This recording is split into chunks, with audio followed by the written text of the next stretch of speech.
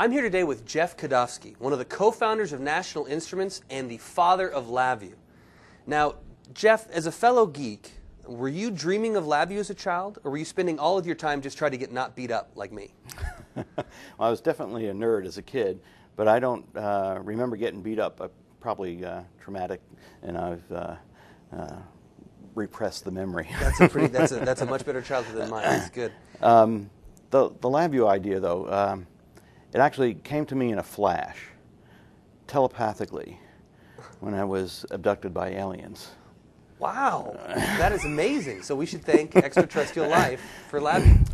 Nobody believes it, so I have to have a much more mundane story to go on. All right, so what inspired you to think of LabVIEW then? Well, as you know, when we started the company, we were building GPIB interfaces to connect instruments to computers. And prior to that, Jim, Bill, and I worked at ARL, and we built these sophisticated measurement systems.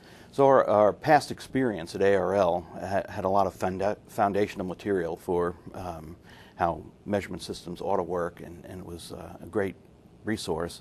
But what really ignited our imaginations was the introduction of the Macintosh.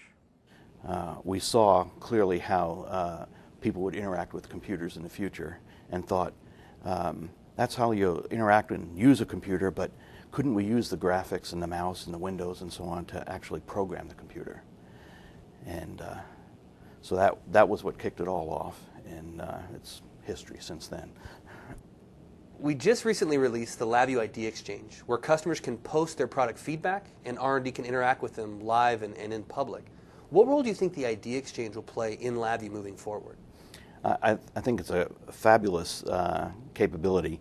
It allows the LabVIEW community to vet out ideas amongst themselves and vote on them, and what bubbles to the top is really the stuff that is going to have the biggest impact and is the most efficient thing for us to be working on. So I think this is a great tool going forward. You know, in addition, the user groups and the online support forums are incredibly valuable. I'm really impressed with the quantity and quality of the content that's posted there, and the enthusiasm and camaraderie of all the participants. It's really wonderful. Jeff, over the years, what's been the most significant feature added to LabVIEW? Well, the most fun, like I said, was Undo, because people waited for it for so long. But the one that I think has the most profound significance and potential for the future is LabVIEW for FPGA. LabVIEW's an inherently parallel language, and ever since LabVIEW 1, we've thought there ought to be a way to map this to hardware. And then FPGAs were invented, and they were invented for LabVIEW. I mean, they are the ultimate LabVIEW machine. They execute the way LabVIEW executes. And as they add more features, it's going to be play to LabVIEW's strengths. For instance, partial reconfiguration matches the semantics of the LabVIEW case structure beautifully. So in the end, probably LabVIEW FPGA is the most significant addition since the inception of LabVIEW. In 2008, you mentioned that there needed to be significant improvements to the compiler moving forward. Now, what enhancements in LabVIEW 2010 complete that promise of an improved compiler? Well, the LabVIEW compiler is a lot more complex than a typical language compiler because of the parallelism in LabVIEW.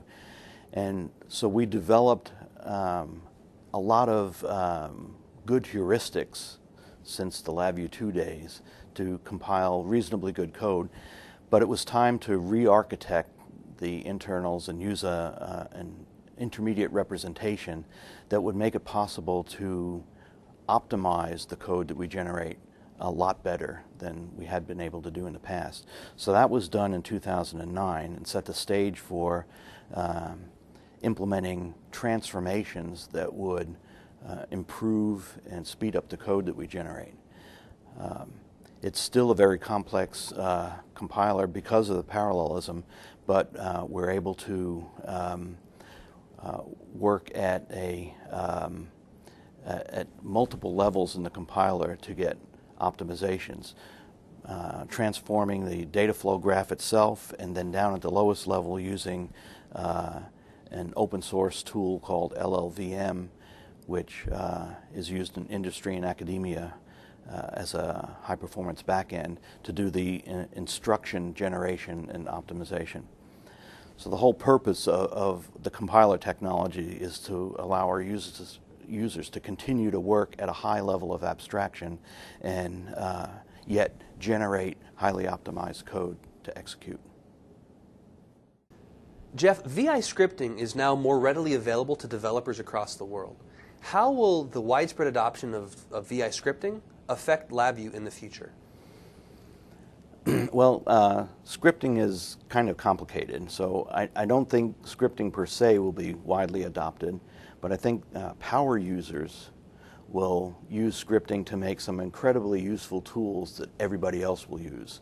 And I think we're already seeing that starting to happen. Scripting was developed for our internal use so that we could build our own tools that were helpful during development, and we realized that our power users would benefit the same way, so we wanted to get that out. And I think it's going to have a profound impact on making LabVIEW better for large applications, for new users, better for power users, better in ways that we haven't imagined yet.